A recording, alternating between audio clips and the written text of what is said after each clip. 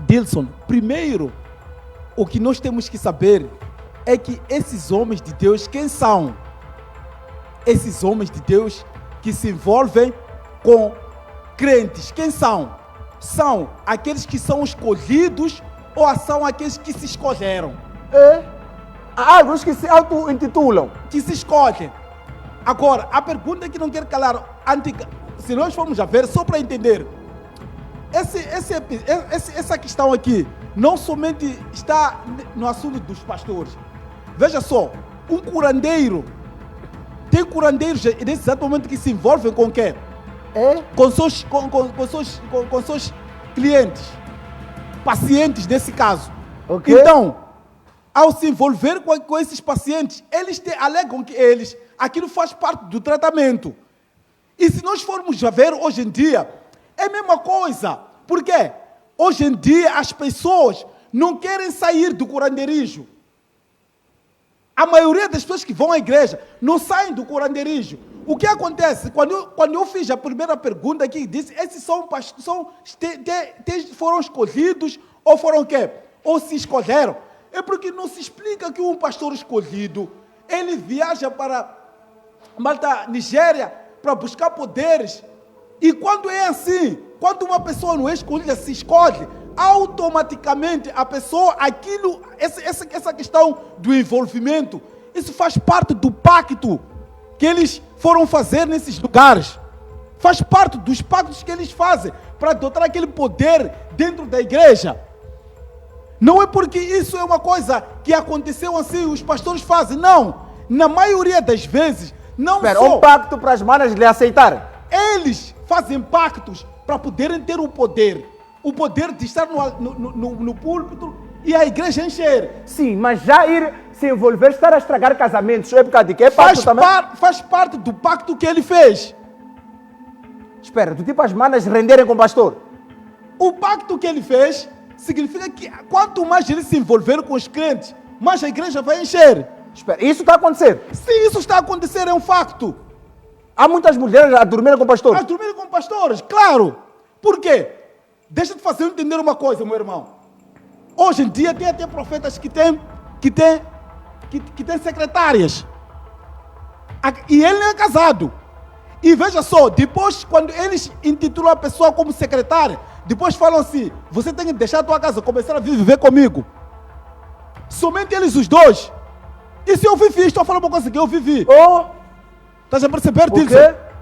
Então, esse mundo de pastoreado tem muita coisa errada aqui. Há dias eu tenho assistido muito o programa do Massango, onde tem curandeiras que dizem, estes aqui vão para lá. É um facto. Muitos pastores vão buscar poder em lugares obscuros. E esses poderes que eles andam a buscar têm um custo. E o custo é qual? Inclui também esse envolvimento com quem? Com os crentes. Ok. Então isso aí é uma coisa também que faz parte dos crentes. Porque se alguém foi escolhido por Deus, ele não necessita exatamente de buscar poderes. Mas homem de Deus também é homem. Tem uma e outra atração também. Claro disso. Então, as nossas manas estão ou não a falhar? As nossas manas, em algum momento, elas podem estar a falhar. Mas por causa daquela influência. Por isso que eu trouxe uma questão aqui do curandeiro. O curandeiro, quando o paciente chega até a casa dele para resolver algum problema, a maioria dos curandeiros se envolvem e dizem que aquilo ali faz parte do tratamento com que a pessoa vai buscar lá na padrota. Certo? Então, o que acontece? As pessoas hoje que chamamos de crentes, essas pessoas aí chegam na igreja, veem o pastor como tal, e pensam que se envolvendo com o pastor, talvez a vida deles pode vir a mudar alguma coisa. Então, por vezes, essa é a ilusão que as manas têm. Sim, que eles veem que, poxa, se eu me envolver com o pastor, esse problema espiritual que eu tenho vai sumir. Então, eles veem o pastor como uma opção. E se o pastor, repito, se o pastor não for escolhido, ter se escolhido, e segundo os pactos, os poderes, aonde eles vão buscar, automaticamente vai se envolver. Por quê? Faz parte do pacto dele para aumentar os crentes dentro da igreja dele. Ok, segura só o fio de pensamento. DJ Elísio, não é a primeira vez. Há 3 meses atrás também vimos aí um senhor que suicidou-se, tomou aquele líquido da bateria e tudo mais, porque descobriu que a sua parceira não andava só com um pastor, andava com alguns líderes da igreja. E esses até tinham casado oficialmente. O outro já morreu, a mana está aí e continua. Mas eu acredito que está com um peso de consciência até hoje. Então, esta moda que estamos aqui a ver hoje em dia, que estamos a ficar a saber que os pastores estão a se envolver com as crentes, com esposas de crentes, tudo mais, não é perigoso até o ponto de talvez já termos homens não aceitar as damas irem para a igreja? Boa tarde, Dilson. Boa tarde a todos aqueles que nos assistem. Boa tarde aos meus colegas aqui do painel. Estamos a trazer um tema muito interessante, que é atual, é algo que temos vindo a assistir nos últimos tempos. Quero acreditar que isso já vem acontecendo há bastante tempo, só que muitas das vezes não é reportado. Vamos lá perceber uma coisa, ser pastor ou ser líder religioso é um cargo de extrema importância e que muitas das vezes exige de si uma maior responsabilidade. Eu estava muito atento aqui prestei muita atenção na locução do meu colega aqui. Muitas das vezes, quando tu és chamado por Deus, Deus te prepara primeiro para qualquer situação que possa ocorrer. Deus te prepara.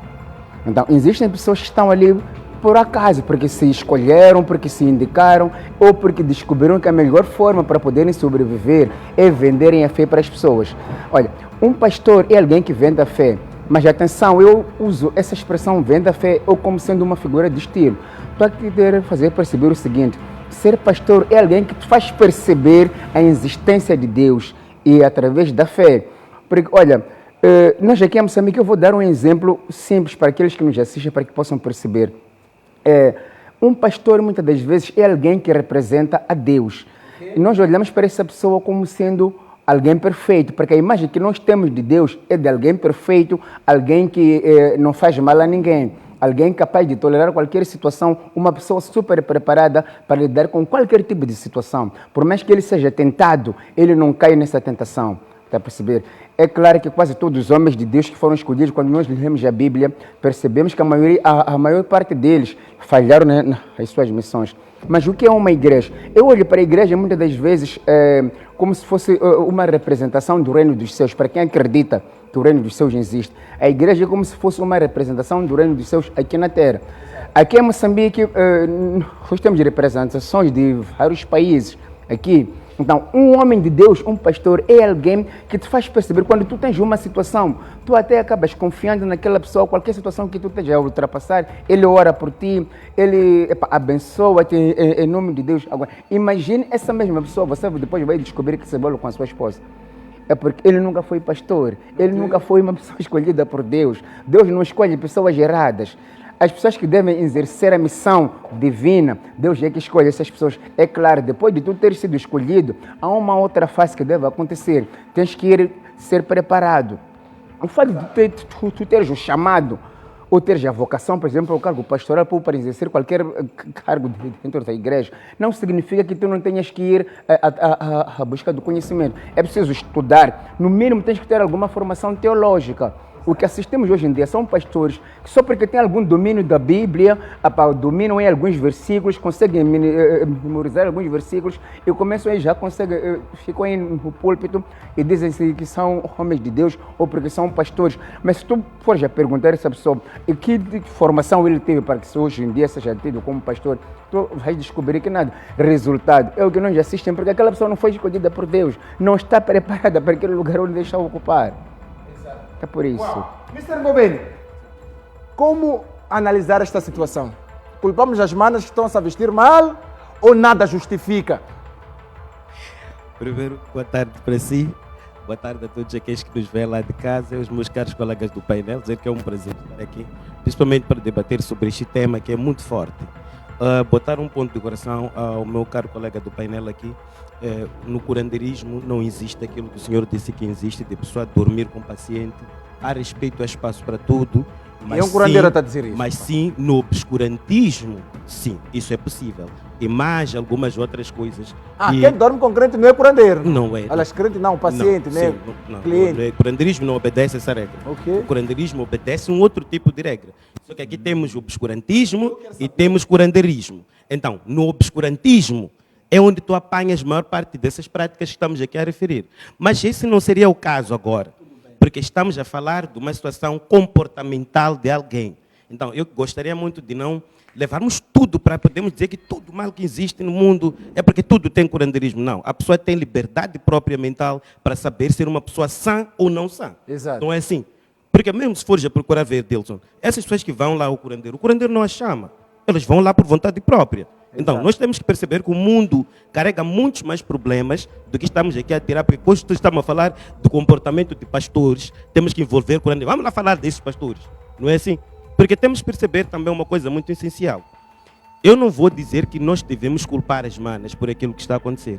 Se fores a ver hoje em dia, eu costumo dizer isso, as igrejas ultimamente têm sido formadas, têm tido uma fundação muito mais humana do que divina.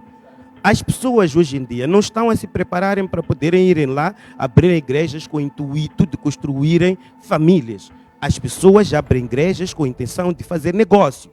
E onde o negócio existe, a gula.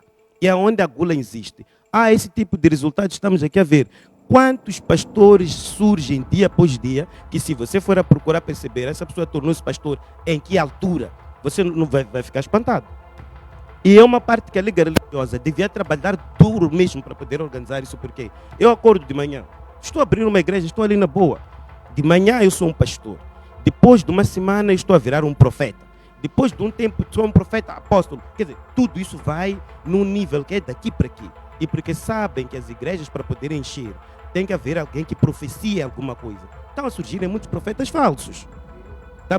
E quem faz isso? É essa ala desses pastores que formam igrejas com fundações humanas, não divinas. Então, esse aí tem espaço para ir a um ginásio, chegar, gimar bem, vestir-se de uma forma que as miúdas não aguentem quando chegam lá. Espera. Há muitos pastores vaidosos. Muitos. Então, Muitos. pastor não deverá ser vaidoso. Olha, tudo tem um espaço. Acho que Dilson já me viu fora das câmeras, sabe como é que eu sou fora das câmeras, mas tem um padrão que não pode fugir daquilo que é o papel de alguém.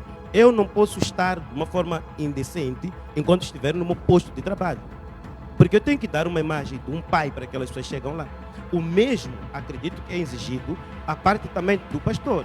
Se isso falta, é porque esse pastor está à procura de alguém. Dilson, temos muitos pastores que nem são casados. Mas esses pastores aqui têm irmãs da igreja, ou ovelhas da igreja, que saem de manhã, não fazem limpeza nas suas casas, não sabem servir realmente um chá para o seu marido, mas vão lá fazer limpeza em casa do pastor, estão lá com o pastor que durante o dia, o pastor está lá na leitura bíblica. Só são eles os dois. Essa mulher, quando acorda de manhã, divide o tempo dela entre casa do pastor e igreja. Nós temos muita vergonha a acontecer nas igrejas e não vamos tapar o sol com a peneira. Não estou a falar isso por ser curandeiro. Tenho também casos de colegas meus que têm fraqueza própria. Está a ver aquilo de uma pessoa não ser uma pessoa idônea. Aquilo tem muito a ver também com o comportamento da pessoa. E a falta de respeito. Há algumas dessas manas que você vê com essa coisa de desprezarem maridos e estarem a devotar o seu fanatismo a um pastor em nome de Deus, têm sido vítimas de hipnose. Porque realmente há muitos pactos nas igrejas agora. Esses pactos não são feitos no curandeiro, são feitos no obscurantista. E quando você está perante aquele pastor, aquilo que ele fala, os movimentos que ele faz, já te põe no estado de tu entregares até a tua casa.